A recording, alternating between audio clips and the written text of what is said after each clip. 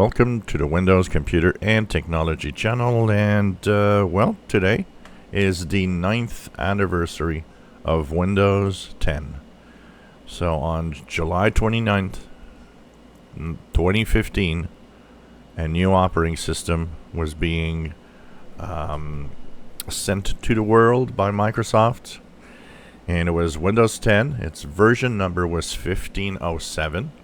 Which means 2015, and 07 is July.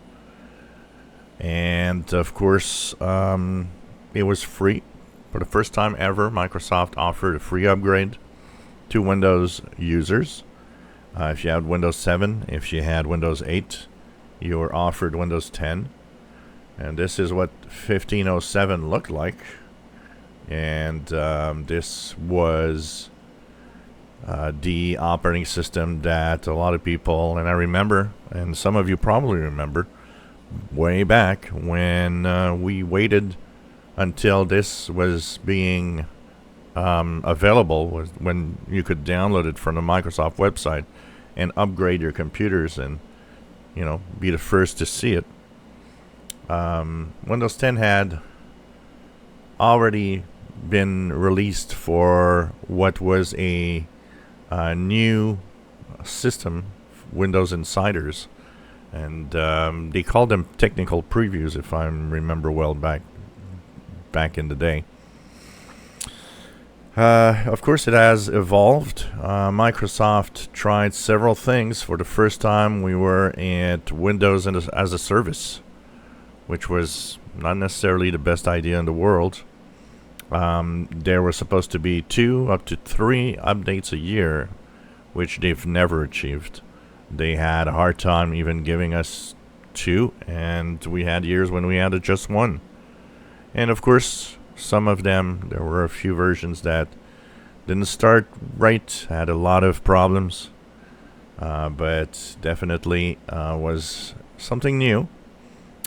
What's interesting, so here we have the new, more modern start menu than back in the day. It was a time when Windows Phone was still a thing, and unfortunately they abandoned Windows Phone. Windows 10 was supposed to hit 1 billion computers in a short amount of time, but it never really did get 1 billion in the amount of time that they thought. It took a little more. But we have to remember that they also were counting every type of Windows device, including Windows Phone. Because Windows Phone was not there, part of that billion that was counted as Windows Phone would never happened. So it took a little more time than supposed. 1.5 billion PCs were running Windows 10. So if we look at Windows 11's market share today, more than a quarter of PCs are now on Windows 11. I would guess that's people off Windows 10 now. So that number has gone down, but it's still probably well over 1 billion.